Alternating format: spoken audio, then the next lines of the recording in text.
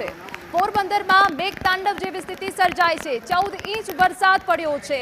વરસાદ બાદ તારાજીના દ્રશ્યો પણ સામે આવ્યા। શહેરના રાજીવનગર વિસ્તારમાં પારાવાર હાલાકી પહોંચી છે। લોકોના ઘરોમાં પાણી ફરી વળ્યા છે।